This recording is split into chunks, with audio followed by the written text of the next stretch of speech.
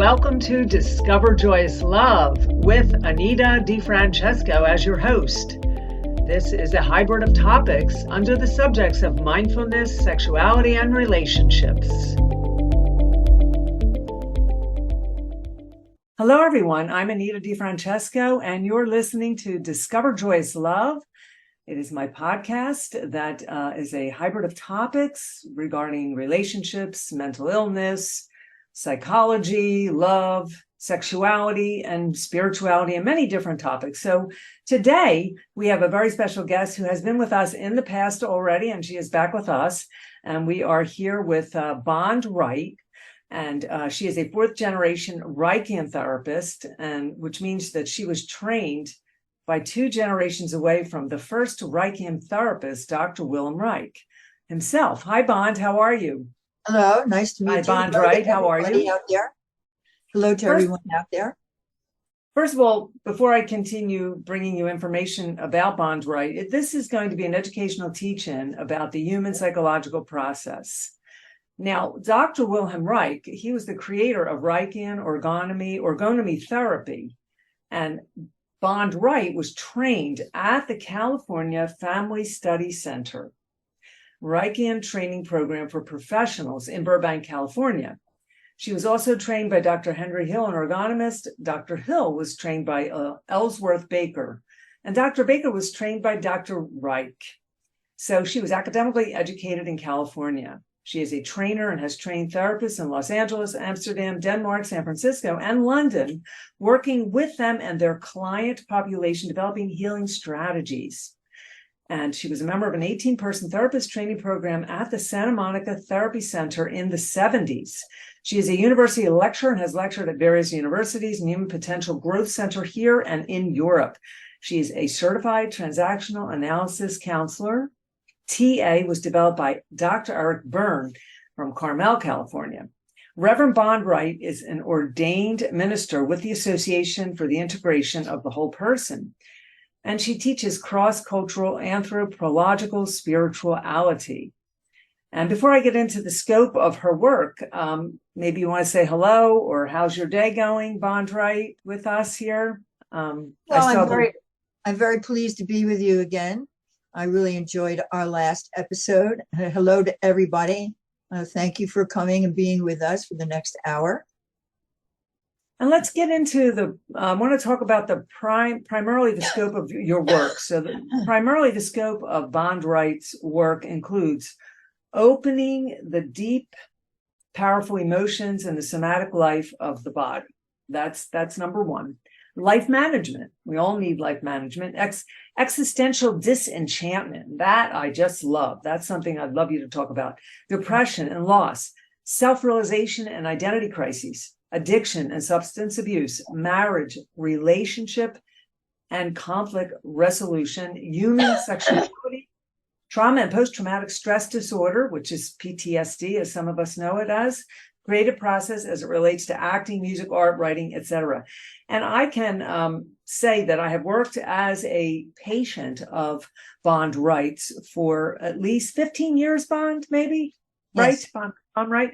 15 years I have worked with her, and she has opened me up in my emotions and taught me how to self-integrate and to become the whole person. And I really have to say, I'll let her tell you more about it, but the work is really, it is very different than other therapies out there. And it's something that you can understand yourself better and move into your higher power. So Bond, let's start with, so one of the questions that we want to start with, what makes Reichian therapy different from the, say, other therapies out there? Okay. Our first podcast our title was Advance Toward Pleasure and Mental Health and how they are connected. And so I would like to keep that theme going. And I would once again like to talk about the Senoi Indians in Malaysia. So the Senoi Indians in Malaysia, they have a dream culture, and the children dream and then they wake up. The adults give them instruction about, did you have a opponent in your dream? If you did, they're instructed to ask call your dream friends to defeat that opponent. They'll also ask the children, well, did you have sexual intercourse? Well, of course, the children are like, well, I'm not even sure what that is. And how different that is to certainly what we say to our children. First of all, we don't talk about dreaming. And secondly, we certainly would not advise our children to advance toward pleasure. So the parents of those young children, the Senoi Malaysian Indians, they do instruct them to do that. The child usually at some time or another does achieve that in their dreams. Why do they do this? Because they understand how important pleasure is to the mental health of their children. And you are a person I know who knows quite a lot about this yourself, because you teach quite a lot about it. So mental health and pleasure are very, very connected. And Wilhelm Reich also talked a lot about sexuality and mental health. Now, not all pleasure aspects of the human being is dependent on sexuality. It's really how the individual is able to enjoy their life, enjoy their friends, enjoy color, enjoy music, enjoy the wind on their skin, to need and to always proceed as a choice toward pleasure. So Reichian therapy, how is it different? It's mostly Reichian therapy is what's called body-based therapy. We believe that the body and the mind are connected. Most other kinds of therapies, like Gestalt therapy or transactional analysis or psychoanalysis, are very cognitive, brain-oriented, mostly in what you're thinking and analyzing a lot about yourself and your past, based more on a cognitive approach. That's very different than our approach. Our approach is, if you haven't worked it out on an emotional level, you have not worked it out. So psychoanalysis, or analyzing yourself, why you did X, where you came from, that does have a certain value. We need to be able to understand ourselves in that way. However, it does not go far enough. So Reich developed what he called orgonomy. It's after the word orgone therapy. And primarily his theory is based on, I'll talk really quickly about him. By the time he was 13, he had lost both his parents and his country to war. His mother committed suicide. His father died after that. So Wilhelm Reich was very much alone. And he did go away as a soldier to fight. And after that, he went to Vienna and he went to study with Sigmund Freud at the Polytechnic Psychoanalytic Institute. Reich, at a very young age, about 21 or 22, opened an office down from the Polytechnic Mental Health Clinic. He began seeing patients, and in those days, madness was defined, insanity was defined very differently. It got redefined in the 70s here in the United States. The field of psychology or psychiatry took a leap forward. Madness and insanity used to be thought of as something like a moral kind of thing. You were born that way, you were bad, therefore. And people's extreme emotions were considered even the devil speaking through them. We look upon that now as completely obsolete, nonsense, And so there's a famous film called Titicut Follies, and it's a film that an undercover journalist went to a state hospital in Massachusetts and filmed what was going on in that state hospital. And the film was suppressed by a judge for 25 years. And then it was released in the 80s. They wanted to hide what was going on in there. So it was shown at the Humanistic Psychology Conference in Washington, D.C. The film was so shocking in terms of how the patients were created or treated. They were actually called inmates, that it actually started a huge movement here in the United States, pushing forward a redefinition of insanity and explaining what causes insanity, or what causes bipolar, what causes PTSD, what causes anxiety, what causes all of these kinds of things. So it's a huge thing that happened. At that same time, people in the field discovered Wilhelm Reich. So Wilhelm Reich, he did something unusual with his patients. Rather than suppress their extreme emotions, he encouraged them. Interesting. To open, like you did with me. You encouraged my suppressed, frozen emotions from the experiences I had of trauma in my life, whether it be, unloving parents or abusive men. And this is what I wanted to bring up, and how you worked with me in opening up the stuckedness in the body, and the vulnerableness needs to come alive. Correct? Yes. Yes, absolutely. So he did something amazing. He encouraged them. So something astonishing happened to his patients as a result. They got better. So he actually deviated from Sigmund Freud's psychoanalytic process, and he encouraged his patients. And he noticed that they started breathing differently, and he encouraged that. When he did that, they would have extreme explosions of emotions. So there are 4 basic emotions: anger, pain, fear, and pleasure, and variations on those 4 emotions. So a simple example of that is pain. You might feel a little sad. An extreme expression of that is paroxysm of discharging pain, crying, screaming, body changing movements, and so forth. So when he did that, he then began developing what he called orgone therapy. He did not call it Reichian therapy. That definition was created by the young smart aleck trainees here in the United States, right. Okay. In the 70s. Yeah. And we were not trained as orgonomists per se, but we were trained in a very particular way at the California Family Studies Center, at the Radix Institute. We were trained by 2 people, especially one that had been treated by Wilhelm Reich. So these 4 basic emotions, what we say primarily is that if you have not worked it out on an emotional level, you have not worked it out. And what do you mean by an emotional level?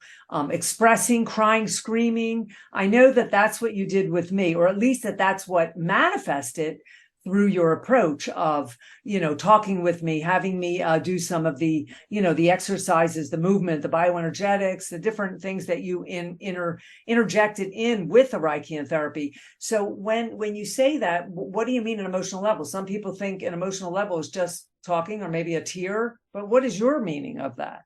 I know what it is, because I know what those emotions are when you get into that primal scream. Because you experienced it. Yeah. Right. I did experience it through your expertise, of course. And you were my therapist for 15 years. And so I speak to people now their emotions.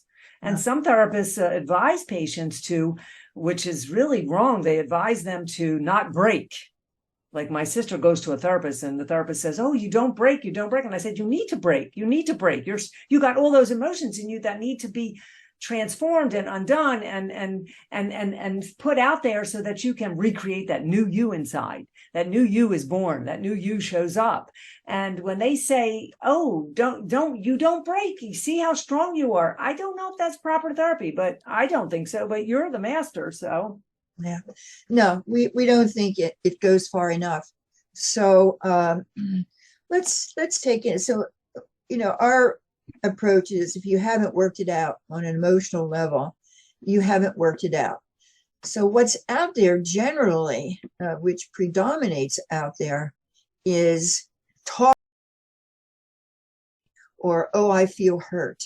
But it's talking, we call it about-ism. You're talking about how you're angry, or you're talking about how you're scared, or how you're enraged. Talking about it, if you want to know the taste of a pear, you must take a bite out of it.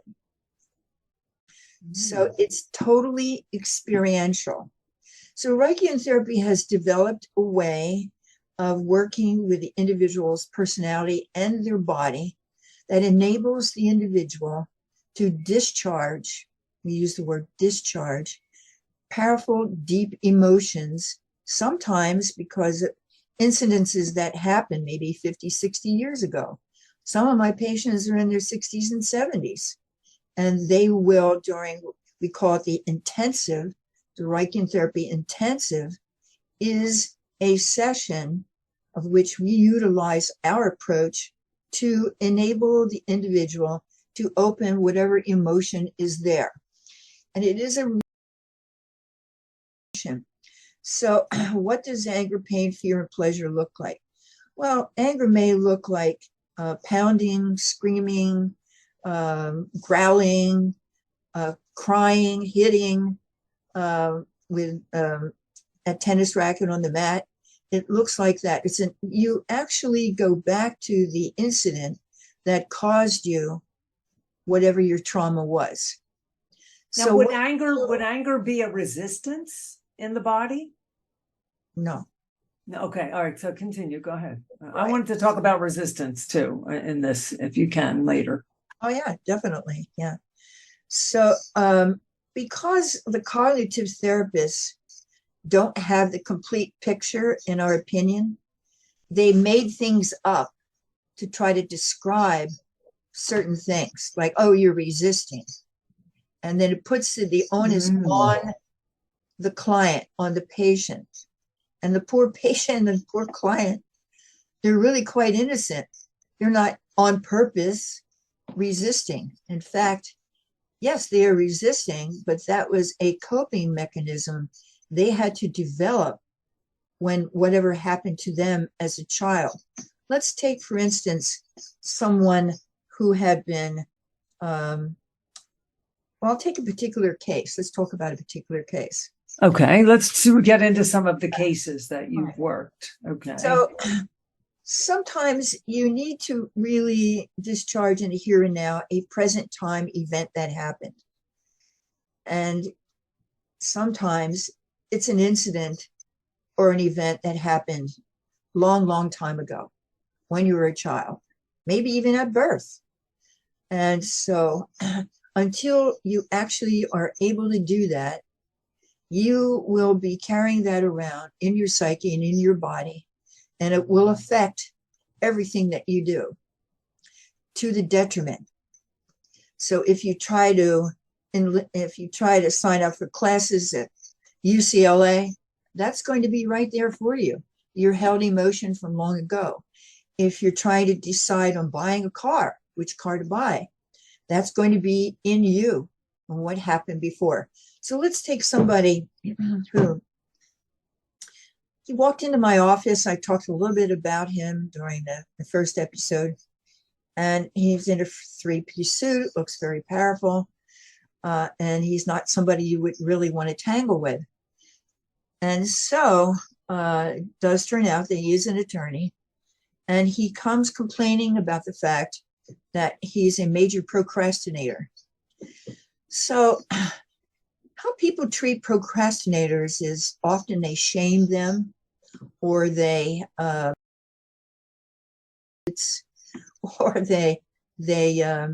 them just to pull yourself up by your bootstraps and just do it, you know.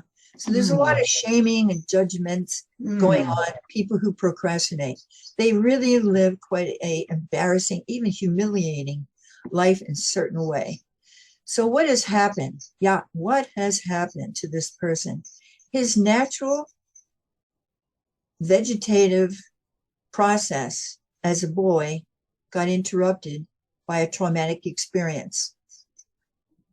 So children naturally flow. They naturally paint, they naturally sing, they naturally want to connect with others, they naturally create things, they naturally cry. You can see children, they'll cry really hard and then it's all over and they move on. So it's really quite a remarkable thing to see children like that. It's funny, the Christian religion, I'm not a Christian, but they do have something that I like. They say a child will lead them. So what it means is the child has yet to be traumatized, is yet to be blocked, is yet to have all these powerful emotions stopped in them. So everybody you meet, all your friends, everybody you see on television, everybody you meet at your job, everybody who walks down the street, everybody is holding in powerful emotions from what happened in the past. Reich called that the emotional plague. Okay, because of the all the emotions that they're holding on to or without expression. Exactly. So he called that the emotional plague. He called that stasis.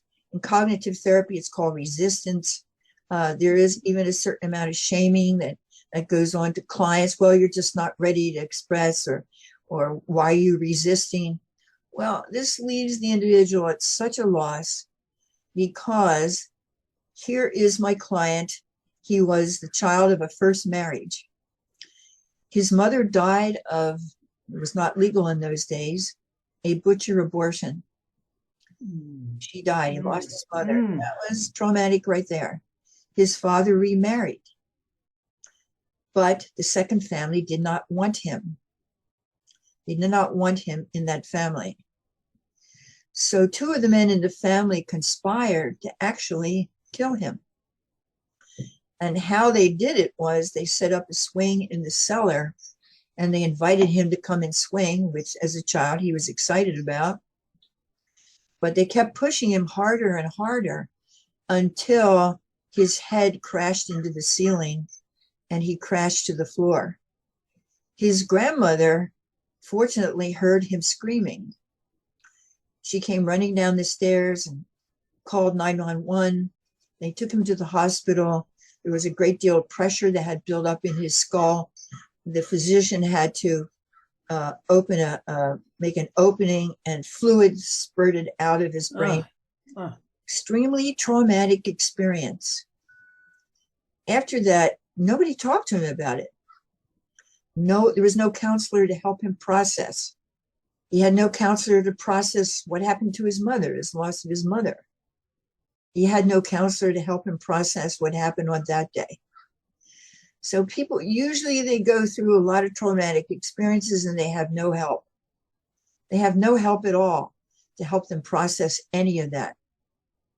So he held this within him, all these feelings of terror. It's very traumatic to have two adults try to kill you. I mean, he was aware that they tried to kill him. Yeah. Well, see, the thing is, a lot of parents don't know that we need to process. I mean, it's still kind of a new thing to people think that, oh, you'll be okay, sleep it out. If you send them off to, a ball game or something, and they'll be fine. But I don't think our world is that educated in knowing that children need to process, the actual quote unquote to process. And that's where we're in the dark ages still, I think, in a way. So we were very much into the lighter ages in the 70s. And so there were vast numbers of Reichian therapy groups. There were all kinds of therapy groups out there. And there were self-help groups. There were groups where people actually came together and they would, somebody would study Wilhelm Reich, or they'd come and study with me, and then they would go off and they'd form a group and they'd have emotional release exercises that they would do. So a lot of self, and then it all started changing the zeitgeist again about 12, 15 years ago. So like where we are again is there's not a lot of acknowledgement or participating in powerful emotional release. And instead it's all back to drugs, pharmaceuticals. It's all back to talking. So Reich would say, here's the reestablishment of the emotional plague. So my client, let's call him John. A lot of my clients, all of them really, live in kind of a hell. So, of course, not all children are traumatized. I mean, it's not always, they don't come into therapy because they're traumatized. They come in because they're dysfunction in one way or the other. Sometimes it's because of a crisis. Sometimes just a lot of bad training. And they're just very shut down, and they have never actually developed as a human being, and they need to learn how to become a human being. So someone like him will stick with him one of the terrifying things that happened with him, his procrastination, is he had a terrible time filing papers in the court. Now, this is a very dangerous thing for attorneys. You can get into all kinds of trouble with this. And whatever he did, whatever little speeches he gave himself to himself, whatever other people, his wife or whoever would give him pep talks, nothing really worked, and he would continue to procrastinate. So this is a very humiliating position for him to be in. He is a participating adult. He is an attorney. He does take clients. He is working on cases. It's remarkable, in my opinion, they never got through law school. So many people have all this trauma locked inside their psyche and in their bodies, and they have to get through medical school. They have to get through law school. They have to get their master's or bachelor's degrees, whatever. They have to keep going to their job. And this is much different, a very terrifying experience, painful experience, than an individual who can do all those things, who is not PTSD, who is not traumatized. You just go to school and you just look at the lessons and you do it and you pass the test and that's that. This is not the life of people who have been traumatized. So what happens with people like that is they are really at the mercy of their own trauma. And in transactional analysis, Eric Burns said he didn't think it was id, super, and an ego, which is what Sigmund Freud said. He said, I think it's parent, adult, and child. 3 ego states, he said, because we are reared by the nuclear family, and I think 3 ego states form. So in the child ego state, it's emotions, creativity, and sexuality. Out there in general psychology, it's called the inner child, which I find that term kind of ridiculous. There's no inner child, there's no outer child, it's just child. And child, is not just you're 4 or 5 years old. You have a child when you're 80 or 90. You have a child ego state. So TA is like brilliant in that way. The adult ego state is information only. It has no emotions in the adult. We think of the adult as the grown-up person, but actually it's the part of our ego that, where is your office? Is in Barrington and Gateway in Los Angeles, California. There is no judgment, there's no emotions, no nothing in that. In fact, right now, I am pretty much in my adult ego state, aren't I? I'm teaching, I'm giving information. Hopefully there's a little child here, a little bit of a child rather. So I hope it's creative and interesting to people. So out of the child comes the creativity, comes the emotions. In the parent ego state, Eric's vision was we were born with a parent ego state because we are reared in a nuclear family. We don't think that's true of people who are born in Australian Aboriginals because they are reared in tribes. But we here in the United States, near the Senoi are reared in tribes also. So the individual's personality develops, and that parent is initially at birth a nurturing parent. I nurture myself, I nurture you, and I nurture the planet. But what happens is, because of the neuroses level of the family, something starts happening in that parent ego state. It starts splitting off and becomes what's called the critical parent. So the critical parent is the one that says, you're not okay, you're bad, you're stupid, you're no good, it's all your fault, etc. And it is passed down from generation to generation to generation. The same, we call it a life script, is passed down. Your parents, your grandparents, your great parents, they pass it on, pass it on, pass it on. So we'll get back to John, my client. He's in a terrible pickle because in order to get his papers filed on time, he has to then kind of either give strict orders to his staff or even beg them to help him get his papers on time. So he's really in quite a position. And so in this law practice, there's all this turmoil going on, and it's all because he procrastinates. What happens? Well, At the point that you have been traumatized, that is where you stop growing and being and feeling. You're stuck. You're stuck there. And then these poor individuals have to go ahead anyway and find a way to be an adult, to lead an adult's life, to participate as an adult. So that is exactly why there's all these extreme games and dramas and all this stuff going on. So the third session, I gave him the Reichian Therapy Intensive, and he's screaming, sitting on a mat, laying on a mat. It's all about the day when his two uncles tried to kill him. He went right back there. I don't have to tell them to go anywhere. I don't have to lead them to anything. They'll go there right away. What does that mean? That means nature. Nature is supreme. Nature will enable that person to go right to the point of the trauma. If you break your ankle, it won't start yelling at you until you fix it. Same thing is true of the psyche. So I don't need to say to him, you should go back to that event. I don't need to do that.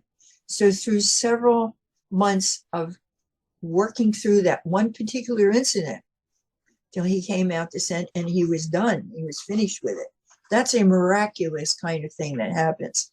Sometimes all my clients are primarily see me twice a week. And sometimes I'll do something called a residential. And you come in every day for 1, 2, or 3 weeks for 1 or 2 sessions. So what's involved here? Well, the transference, of course. So everyone around him, he'll transfer onto them what happened with the loss of his mother. He'll transfer onto them all the men who tried to kill him. He'll transfer all of this on why? Why? Because he's stupid? Why? Because he should know better? Why? Because he's a weakling? No, because the human psyche is set up in such a way that whatever it is you need to finish with, and you didn't, you will transfer this onto everyone. And every minute, every way. What is the advantage of working through this transference? Well, you don't transfer anymore. In front of you, if I sit in front of a class and I hold up a rose and I'll say to the people, write down in a piece of paper in front of you what I'm doing. Most of the people in there will not say, you're sitting there holding up a rose. Most of the people in there will say, she's going to hit me with that rose. She's just trying to make fun of me, humiliate me. She is just, so all their transferences will come up. And they do this with everybody. So eventually, John got to the place where he didn't procrastinate anymore. He was finished and done with the attempted murder on him. It's well worth your struggle. It's well worth your work because the payoffs are so high. And so he came in and he'd say, I even make friends with the opposing attorneys in court. So he no longer transfers anything onto them like, oh, these are men that will kill me. He no longer did that. He made very radical changes in his practice. Some of the people that he'd made psychological deals with, that they would support him, were really not people he shouldn't really be around.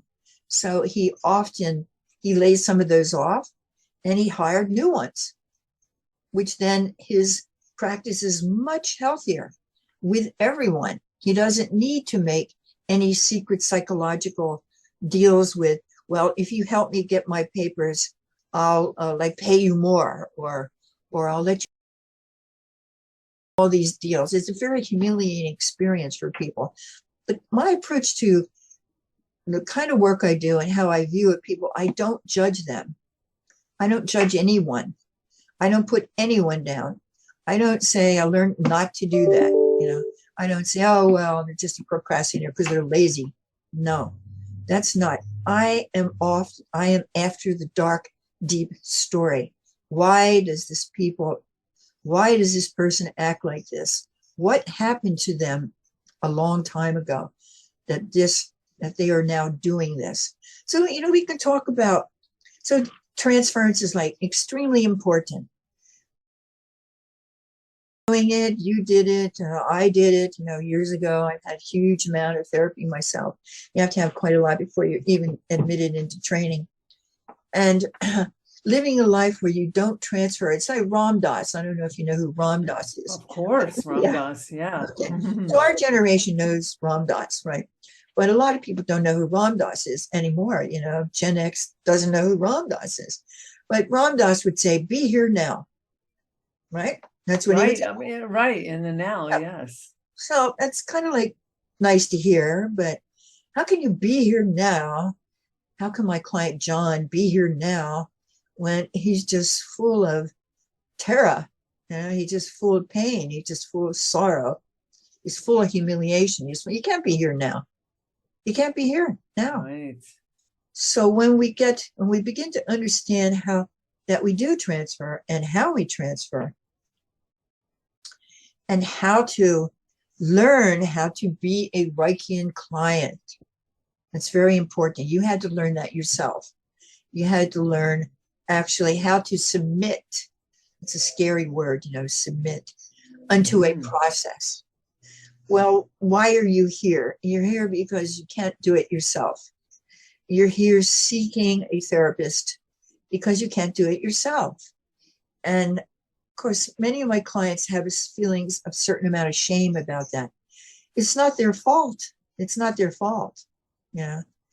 So teaching my clients that it's not your fault. You did the best you could. Let's go back to John. He did the best he could. And many of my clients, they develop a very active critical parent, well, you're a fool, you're stupid, you can't get your papers, filed in the court, you're not a real lawyer, don't let anybody know when it did it, you are. So demystifying that critical parent and counseling him to the place where his nurturing parent gets to the place of saying, you did the best you could. You've always done. In fact, you're a hero. You're a hero. Just like I viewed you, Anita. I viewed you as a hero. You're definitely a hero, in my opinion. So Thank you. You're welcome. So I am a hero too. So everyone that I work with, they are heroes. There's no other way to describe them. And they've done the best they could. So I will talk a little bit more about some of my other cases. Yes, the cases is you're listening to Discover Joyous Love. I am your host, Anita DeFrancesco. Is Bond Wright, who is a Reichian therapist in Los Angeles. And we are going to continue here. Let's hear some of the cases, the human transformation. This is part 2 of a series of podcasts to come with Bond Wright as my guest. Maybe the human transformation, which all of this is human transformation, what we're talking about. And would you refer to this question as somatic, body-based therapy, or just body-based? Well, those are the words that are created by cognitive therapists and then taught to the public. There's a separation, right? Your body. No, you are your body is you. And you don't think of your head as your body, but it is. Yes, that makes sense when you think about it. Exactly. Right, your head is attached to your body. Oh my God. And they are connected, and it's all one thing. So I'll give you an example of what happened to humanity. Let me tell you what happened. There was this frog that got born somewhere on the planet Earth, and the frog was kind of a mischievous frog, and it noticed these centipedes going by. Centipedes have 1,000 legs. So these centipedes going zoom, zoom, going by. And the frog, a little bit mischievous, he said to the centipede one day, which leg goes after which? Therein created. The centipede fell in a ditch. contemplating, unable to run. So that frog made that poor little centipede go up into its head. Right. And they're into their full body and mind. The whole thing is one. Animals are, generally animals are, especially because they don't have a voice. And they don't have that voice to bring the ego, the self-judgment, the critical parent in there to separate them, to isolate them, to split them off, right? That's what splits you off is the words, when the words get in the way.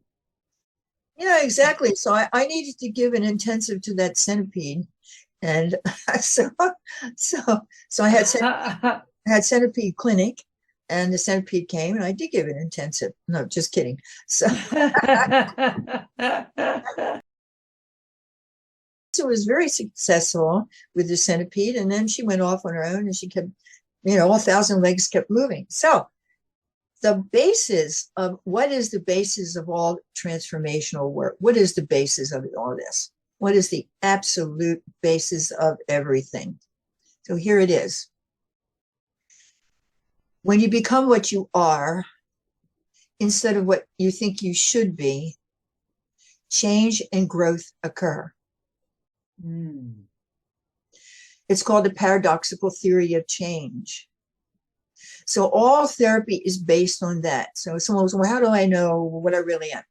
Well, look at John. What John really was, not only was he a 60-year-old, very powerful looking attorney, he was also a 9-year-old boy experiencing an attempted murder in the cellar.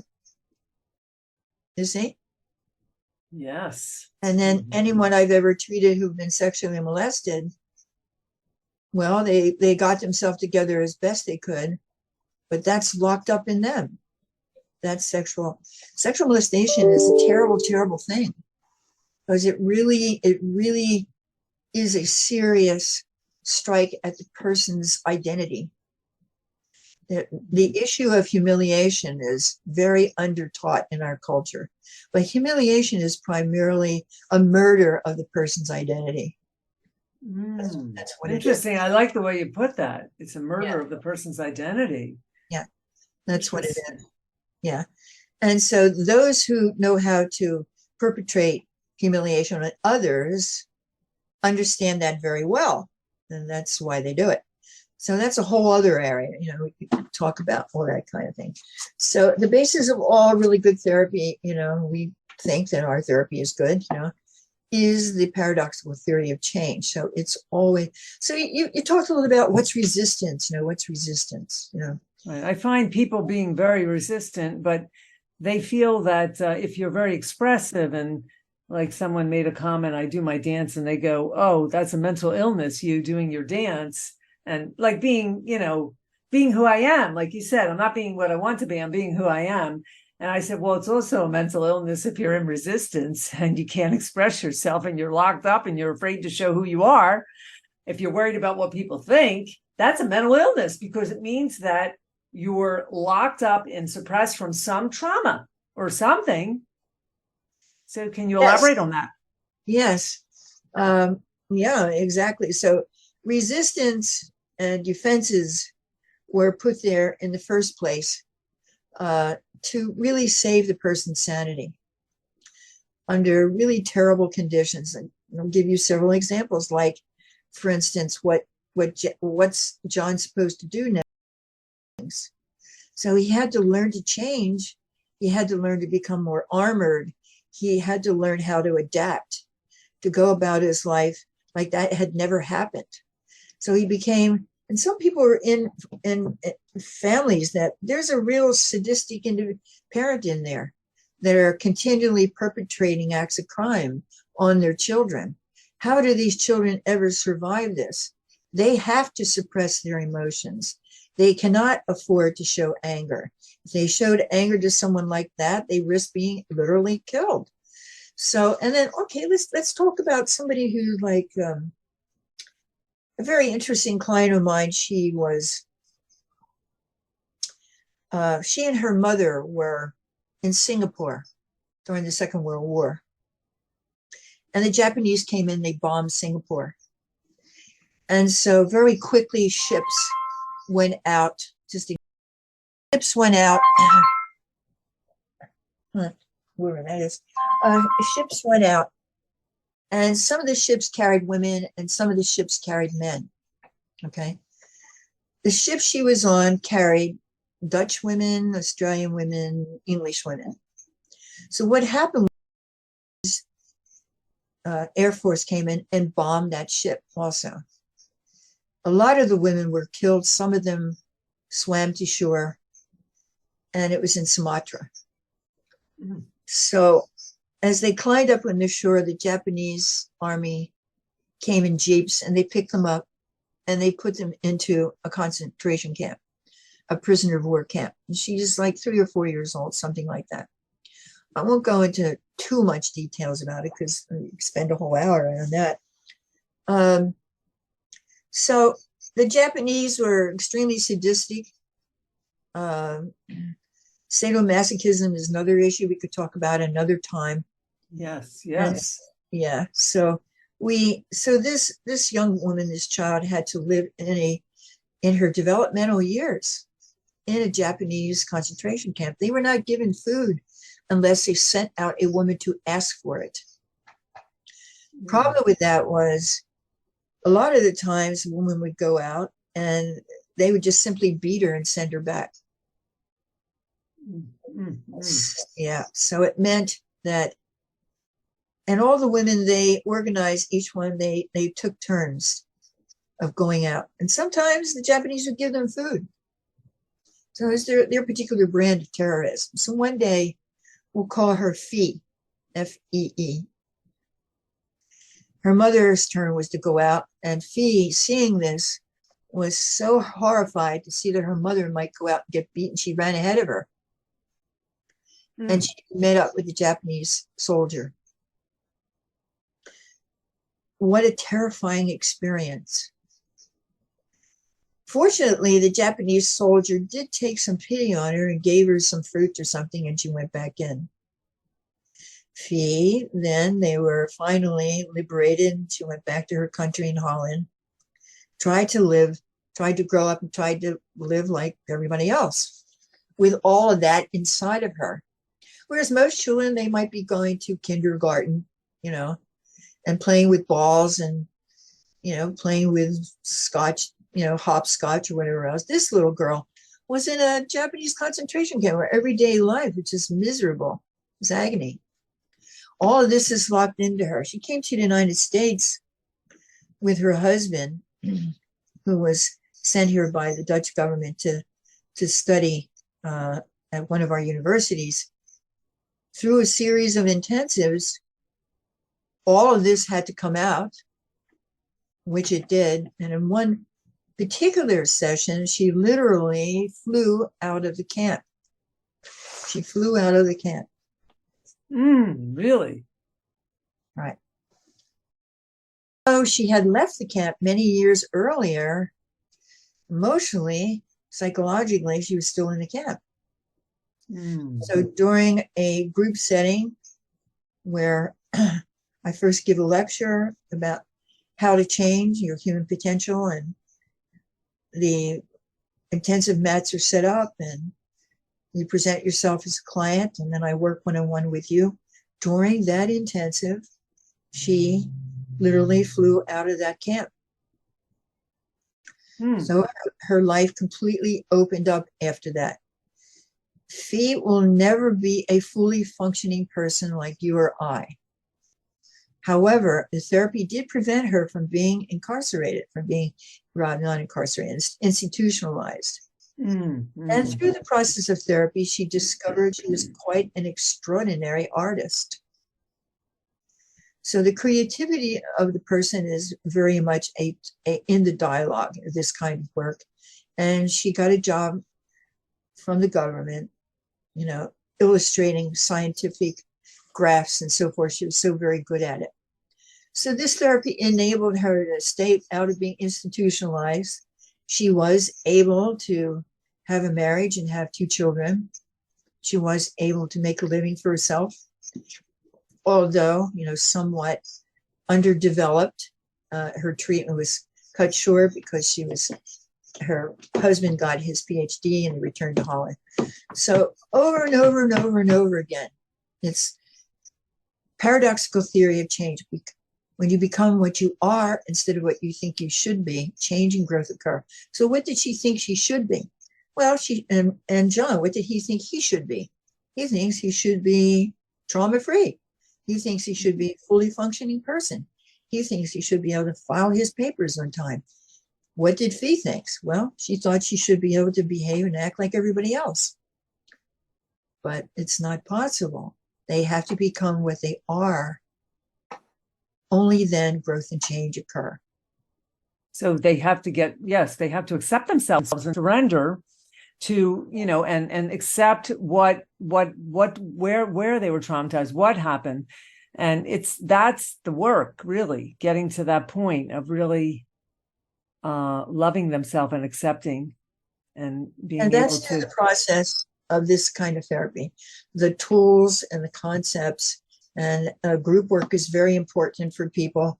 A lot of people are way too scared, way too frightened to go into a group scenario. Re-socialization needs to happen. And the wonderful thing about group or workshop is individuals often say, that was so good for me, I just thought it was me. I thought there was just something wrong with me. And they get to see other people having intensives.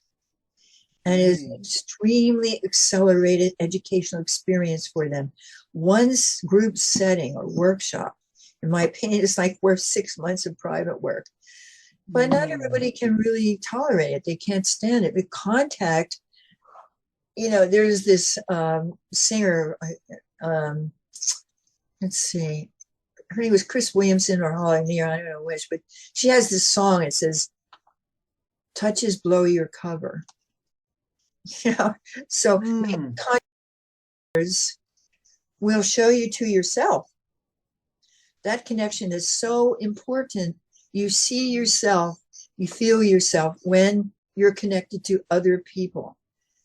Very different than when you're all alone. We can isolate ourselves, we can get disconnected from our feelings, but the moment you present yourself in a group or a workshop setting and you watch other people, what they're dealing with in a very safe, very rational, very nurturing environment is amazingly enables the individual to really put into effect that paradoxical theory of change, to really become what they need to become. Right. So it takes, of course, it takes, an expert as yourself, Bond, right, to work with them and to encourage those emotions to come alive again. Yes. So let's talk about, I'm not going to go into. So we have maybe about five or 7 more minutes. Yeah. You're listening to Discover Joyous Love. I'm your host, Anita DeFrancesco. My guest today is Bond Wright, who is a Reichian therapist in Los Angeles. Okay. All right. So pleasure. What's the role of pleasure? Well, all of these individuals have not had very much pleasure. And so actually teaching them to be open and willing to encounter pleasure, to bring pleasure into their life, to treat themselves good, to learn how to treat themselves good, to learn what sensuality is and how important sensuality is. Just the joy of standing outside and feeling the Santa Ana winds on your skin and how lovely and wonderful that is. And standing there and watching the palm trees. You have a palm tree in the back there. Not everybody has palm trees or listening to us, but watching the beauty of the palm trees, enjoying the phases of the moon, learning that to give to others of yourself is to get instantly in the moment. When you give of yourself to others, of your love, your care, you get immediately. So learning how to love, learning to be in love, learning how to enable your body to grow and accept pleasure is very important. And when you're set on that course, away from the course you were set on by your parents, by society, that is what creates mental health. We cannot be mentally healthy unless we participate in the activity of self-pleasuring and pleasuring with other human beings. So we go back to the Senoi Indian, right? They teach their children to advance toward pleasure. So this program really does bring that up as an issue and teach and enable everyone to see pro-life, not pro-death, as their destiny, pro-pleasure and not self-denial, to go more towards pleasure. Wow, this is a whole lot. And the pleasure lives throughout the body, the mind, the whole experience is the pleasure, whatever the pleasure is. It can be anything. It's just living the happiness, the joy. Is that most people think of pleasure as sex, you know, and really that's not what it is at all. That's like the very bottom line. It's included. It's included, but Sure. It's not the top line of things. This has really been a wonderful, wonderful experience and lecture talking with you today. I feel so much more empowered and inspired and educated. And I feel like I've learned every time I speak with you, Bond Wright, I feel like I learn a whole lot more. And at the same time, I'm getting transformed just by looking at you, listening to you, and talking to you. And so I think that we are going to, stop the interview now. And if there's anything you'd like to say, or how can people reach you? Where can we get in touch with you? If anyone would like to, and I'll put that in and have it all there, but you can tell the audience. Well, you can reach me at 310-450-3396, 310-450-3396. And you can go to my website, which is really outdated at this point. I'm looking for a good new web designer. I said that the last episode. I haven't found one yet, but I'm determined. It'll just be a very simple thing. I'm not going to go into a big elaborate explanation. I mean, a couple of pages, a few pages, just to show wwho you are, put your stats in there and what the work is. I can help you get someone a website. Thank you. I'd appreciate it. And you can write to me, good old fashioned write a letter. It still works. It still works. And so those are the ways. Where would they write to you? Where would they write to you? At the Wright Body Mind Therapy Center, Wright Body Mind Therapy Center, 11674 Gateway, one word, Boulevard, Suite C, West Los Angeles, California, 90064. So those are the ways you can contact me. It's been a pleasure working with you again, Anita. Yes. You're one of my favorite people. And you're my favorite, I know. You're a hero, Anita. You are definitely a hero, and I know that very intimately. Yes, but without you, I wouldn't have transformed, because you were a big part of my transformation. Yeah, I must say, huh? You were a challenge. Yes, but I must tell my audience, get on the phone, give Bond a call, because if you will become the real person that you were meant to be, and you will feel so empowered. So it is just something that you need to do. If you are challenged with emotional stuckedness, or you're not happy, maybe you're not happy or not where you want to be. And if that's the case, let's give Bond a call. All right, Bond. Thank you very much. And thank you very much. Thank you for having me. I really appreciate it. DiscoverJoyousLove.com, TantraWisdom.com. It's all one website, so you can go to the YouTube. This will be posted there. It will be posted on the social medias, but DiscoverJoyousLove.com, you can go there, and it'll also be on the website there, and the YouTube channel as well. All right. Thank you, Bond. I'm going to close out. Take care. Goodbye, everyone. Good luck. Goodbye.